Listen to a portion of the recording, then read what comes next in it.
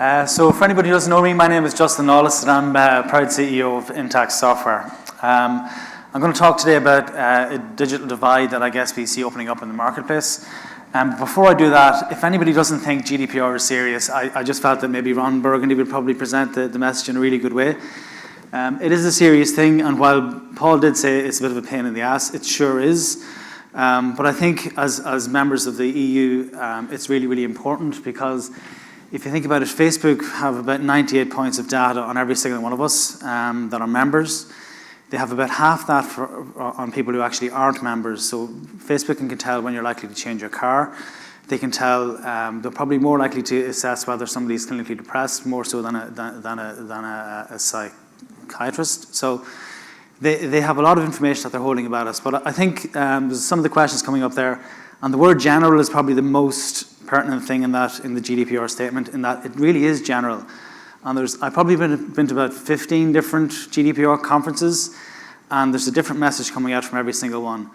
I mean, I saw some of the questions that were coming in there about being sole traders being considered members of the EU citizens. They're not really. I mean, if you have a business case for keeping information on somebody, that's pretty much okay. And we talked about delivery addresses. If you think about Interstat and VISE, it's where goods get delivered to. So if they're going across the border, it's important to keep that information, even if they are going to a member of the EU citizen's home address. So it is really, really important. But there are quite a few of us here in Intact who've gone through the whole GDPR many courses. So if anybody does have any questions, we are in the place to talk about it. So we're addressing it as best we possibly can in the products. The first release of V18 Xline IQ deals with it quite well, I believe, but I think there's a few more steps we can take. But we're going to see how the dust lies after the first couple of months to see whether or not we should be capturing signatures from people as well. But I guess the general rule is that if you feel you need to hold on to this information, you should. If you don't, get rid of it, because when it's gone, it's gone. Hump Moore's thing, when it's gone, it's gone. So that's it. There's no retrieving it. Anywho, so I think some people here are interested in GDPR, and other people here are interested in what's the future. So, and sometimes using that WTF in line with GDPR, that kind of makes sense as well. So for me, I think looking at the future, the best way to think about it is to try and understand the past. So part of this is going to be looking at a little bit of our history. So back in 1992, we launched Intact for DOS. Now at the time, we didn't call it Intact for DOS, we just called it Intact because effectively that's what everything was running on at the time. Just to prove that it was 1992. Here's a picture of co-founders Aidan and Paul. And again, to prove it's 1992, that was the time that it was acceptable to drink wine in the office.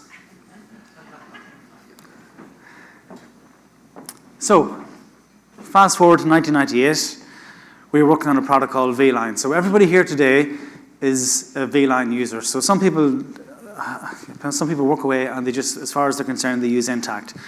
But we have several products, and the one that everybody here is using today is Intact V-Line. Intact IQ, we launched in 2012. Somebody asked earlier on, is this a sales pitch? We're not here to try and sell Intact IQ. That's not a thing, because Intact IQ is a major upgrade. I think the average amount of time it takes to do an upgrade from V-Line to IQ is probably around 60 days. It's quite expensive as well. It's a significant capital outlay. So today is not a sales pitch about Intact IQ. So just to summarize our history by product, Intact for DOS, 1992, Intact V-Line 98, and Intact IQ. So in those short 26 years now, actually, this is our 26th birthday, we've gone from accounting to ERP and from Dundalk to Sydney and to Toronto. So, what's next? As I mentioned, we're all here about Intact V-Line, and one of the most common questions we get from V-Line and from all our customers is, why doesn't it work on this thing here? I have one in my pocket. I should pull it out. That would have been slightly more effective. But why doesn't it work on this thing here? Okay, so here's the reasons. When we were building V-Line, this is the phone that you're all holding. You were really excited about getting this new upgrade. I think one or two people still have this phone. Quite reliable. This was the operating system that we were all looking forward to getting, Windows 98 2nd edition. Certainly for the geeks in the room, we were all very, very excited about seeing Windows 98 SE. This is what was in the news. The world was going to end on the 1st of January 2000. This is what people were saying, turn off your computer before midnight on the 31st of the 12th. And of course, the following week, the most popular t-shirt was, I survived Y2K. So these are the things that were top of our minds at the time when building VLAN. Also, we were talking about this thing, the euro. Obviously launched in 2002, but in 1998 was when it was officially announced that we were going to have to deal with this stuff. I have a small pop quiz. Anybody in the audience remember the conversion rate from pound to euro? I have a pound for the gentleman in the blue shirt as a memento. Yeah, you're right. Well done. Round of applause. 787564. That's the right number. So actually, luckily for us, because we were born in Dundalk, a lovely border village, we had to deal with both pound, the Great British Pound, the punt, and obviously the euro. So we kind of grew up quite quickly when it came to currency conversions. So it was very, very useful for us in our growth. And obviously, a lot of businesses in Ireland were using British applications, and they didn't really care that much about the euro because they just thought of it as being another currency, when actually it wasn't. It was changing base currency. So that kind of gave us a bit of a head start in the marketplace when we launched VLAN. That year as well, a known company called Google was also founded. So their dream in 1998 was to become the engine behind Yahoo. So we can see how that has changed over the last few years. This was Hollywood's hot couple. So again, just setting the scene as to what was going on back in 1992. And, or 1998, sorry. This is what our website looked like in 1998. So yeah, at one point, obviously, we launched that and felt, yeah, this is dead cool, bleeding edge. So I was bored one night, and if anybody's ever bored and you fancy doing something or some tinkering in technology, there's a website called the Internet Archive, and they have a thing called the Wayback Machine. But effectively, they have over 300 billion web pages archived from over the years. So pretty much every single website that's ever been created over the years, they have a snapshot of. So that's where I got to see our website from back in 1998. So of course I said, look, let's look at some of our customers that are coming today and bring them back to the time of 1998. So MP Doyle's, that's what your website looked like. Daily Industrial. CS Construction Spares, QTP Quality Tractor Parts. Their website is now, they're trading globally all over the world. Obviously globally all over the world, globally all over the universe from their website now. Column, NAD, National Agrochemicals. So I didn't have time to do everybody, but Wesley Hurst here, Hurst Eating. So by the way, I'm just going to step back there. So you'll see some of these things are not showing up because back in the day, that was the leading edge technology, but it no longer exists. It's no longer supported. Bioresources, Shabra, Domain Electrical, the Murdoch Group. This is my favorite avatar back in the day. So this wee guy building and digging under construction. So that's where people were at the time. Mark from Solus, this is, I think Mark's going to rebrand at the moment, but that's what your brand looked like back in 1998. This is a very, very famous picture of the Papal Conclave back in 2005. And for the sharp-eyed people in the audience, you'll see down the bottom left-hand corner here, we have what we call an early adopter. Somebody with a smartphone, a flip phone, taking a photograph there. 2005, that's 7 years after 1998, if my maths add up. Just 8 short years later, that's a picture taken from the same place.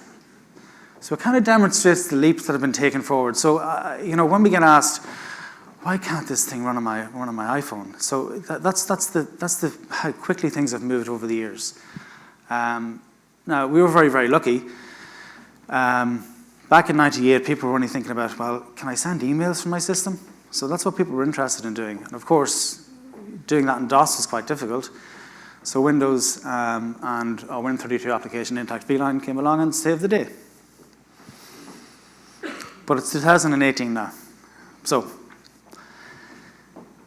the world is living in what we call micro moments. People are buying when they're standing in the chip shop, they're buying when they're sitting on the couch watching TV, they're using the technology, they're using their phone. This is what your new customers look like. These are what the new buyers look like. They're sleeping with their phones. I for one, sleep my phone. I also sleep my watch on, which is a bit ridiculous and a bit sad to admit. But not only your new customers, you're also your new employees. They're expecting to use new technology when they come into a new job. And of course, this is the most modern version of it. And we were very, very fortunate because at the time we were building Intact IQ, all this made sense. We could do that. And just to, we got this testimonial video last night, so I just wanted to show this, just to give you an idea of what people who are using this modern technology really, really like about it. So I'll just play this here now. Hopefully it plays. The Access app is reasonably new technology for us. With 4 drivers currently using the app, the feedback has been overwhelmingly positive. Incredibly easy to use, incredibly easy to install. It'll also map the addresses and it'll also allow them to capture a signature on site, and then the entire process is automated, which is a big plus for us, so you're not having to constantly watch it. To be able to have that information real time speeds up payment from customers and also reduces a huge amount of admin time, filing, which again could save up to 1 or 2 days per staff member per month. Okay, so that's one of our customers who are using Intact IQ. But the point here in that video, I said this isn't an Intact IQ sales pitch. The point in that video is that they're using mobile technology and it's a core part of their business. So the question we asked ourselves back in the office is, well, how do we narrow that digital divide between Intact VLAN and Intact IQ? Because genuinely, there are people out there who love VLAN, who will never ever move from VLAN and want to stay with VLAN. It suits their business perfectly. It's a key part of the business. It's just people's day job. They come in, they switch on their computer, they use VLAN from 8 in the morning until 6 in the evening, and then they go home. So their plan isn't necessarily to go and have a complete overhaul of the business, just to start using mobile technology. So we went about and said, how do we narrow that digital divide? So we created a product called Intact Xline. So it sits somewhere between VLAN and IQ. How we thought about this at the start was a very kind of a fun way that we always do these kind of things. We always look at every opportunity as a challenge and how we engineer getting around it and making things available. Plus, some of the guys here are quite geeky and they just love trying out this stuff. So we created a thing called the Xline Challenge. So the Xline Challenge, what is it? The first thing we said was, okay, we need a product that supports mobility from the core of the business right to the edge. So pushing information out to everybody on the edge of their business. Support modern web e-commerce platforms. I mean, one of the biggest challenges, one of the most common requests we get coming to us is that we want to start trading online. And we're going to have a little bit of a section about that later on as well, as to how something like Xline helps you get closer to that. Support all products you build for IQ. So I guess we had a little bit of technology envy going on in our company. We had the guys building the VLine product who were looking at all these cool bits of technology that was being built for IQ. And we said, well, hold on a second. If we're going to do something with Xline, make sure that every single product that we build for IQ also works alongside Xline. Support modern operating systems. I mean, this is a time of great uncertainty, with Microsoft losing ground to the likes of Google, obviously Apple as well. They're really changing the structure of their operating systems, and they're introducing new platforms like Windows 10S. And that's always concerning for us because we have to test every single thing that we do with every single thing that Microsoft dream up. So of course, the challenge we laid down to the guys was that this has to support all modern operating systems. Introduce modern tooling. Aidan Lawless, our CTO, is going to talk a little bit about that later on. To teach up nicely there, Aidan. And one of the most important things as well is that it must work on our customers' existing hardware. So one of the challenges of moving to an ERP system like IQ is that it typically requires a beefy server, it typically requires beefy workstations, and a lot of investment in hardware as well. So we wanted to make sure that Xline will work on an older platform. What else do we set this challenge to be? Give our customers a clear roadmap for the future. So an innovation roadmap is something that we hold very proudly in IQ, but it was more difficult to innovate around technology that's effectively 20 years old now with VLine. We wanted to make it an easy upgrade. So we wanted people to be able to leave the office on a Monday and come in on Tuesday and be able to use from V-Line to X-Line, and it's for it still to feel very, very familiar. So we also wanted to introduce a development process that matches that of IQ, that enables us to do really, really cool things like put bug fixes back into a version from 3 months ago and just do patches instead of doing latest and greatest release version. So again, Aidan's going to talk a bit about that later on. That was the biggest thing, a 15-year leap in technology. So we're effectively going from what V-Line was, taking a lot of the code, migrating it to a modern platform, and taking that 15-year technology leap. The next thing we said was zero training. So let's keep this familiar. We really want somebody who's using V-Line on Monday to be able to use X-Line on a Tuesday. Now, that's a significant challenge when you're introducing new technology and new ways of working, but we've worked really, really hard to try and keep X-Line as familiar to people as V-Line has been for over the years. Because many people here are using it 10, 12, 15 years. So, in summary, what did we really want to do? We wanted to bring some of the cool IQ stuff into a platform that's more affordable and more easy to migrate to, and that's Intact X-Line. So, how do we do it? Back in the end of 2014, start of 2015, we took a branch of the code from V-Line. So just at this point here, we branched that out, and we hired a group of new developers, brought them in, integrated them into the team, and we said, you've got a year to get this done. As all great things, took much longer than we'd expected. So fast forward almost 3 years later, and we're here now. So an awful lot of work and effort has gone into this, and I think you'll see quite quickly now how beneficial and how much value we believe it can bring to your business. So V-Line, V18, Intact X-Line. So just to reiterate what Mark had said earlier on, V-Line V18 is what we're effectively showing to everybody here today. And in that, what is it? It's a continuity build. So for people who haven't been on V01, V09, V11, V14, there's now a V18. And in that, you get new features that Christina and Gary were showing earlier on. You also get the GDPR support stuff, and it's an inline upgrade. X-Line, a brand new product, a brand new platform, a new modern discoverable UI. Somebody pumped me up on that yesterday and said, UI, what's a UI? So UI is the user interface. One of the most common complaints we get about from people who are using V-Line is that I only use 20% of this thing. I don't even know what's over in this menu here. So we introduced a new UI that opens the whole thing up, that makes things available, new features, all that good stuff.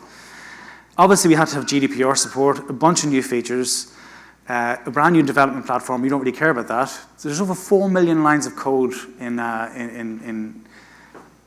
X-Line, and it's hard to quantify that. I think it might be 3.5 times the Bible or something like that. But there's a lot of words in there, and probably a couple of spelling mistakes. So mobility is key. We wanted to create new opportunities, not just for our customers, but also for the guys who are working on this stuff, the technology people who really get excited about this kind of stuff. Aidan's going to talk a little bit later on about 2 platforms and 1 vision. And also we wanted to create an innovation roadmap, and Bridget Marmy is going to talk a little bit about that, how we're going to build that out. So I did mention something in there that it says all the great stuff in V-Line. Unfortunately, not every single piece of V-Line could actually make the push across into the X-Line platform. We've done our hardest to make sure that most people using V-Line can actually migrate to X-Line. So we do have a test on our website that allows you to type in all your details. It comes to us. We have a test that looks at the code and looks at the features and modules that you're using. And it runs a check against all the code in X-Line to see does it actually work with your system. So we think we have about 90% of companies that are using V-Line can actually move to X-Line in an easy way without losing the technology they're currently using or the functionality that they're currently using. So, why? Talked about the digital divide. What does it really mean? One of the common phrases at the moment is this here. Data is the new oil.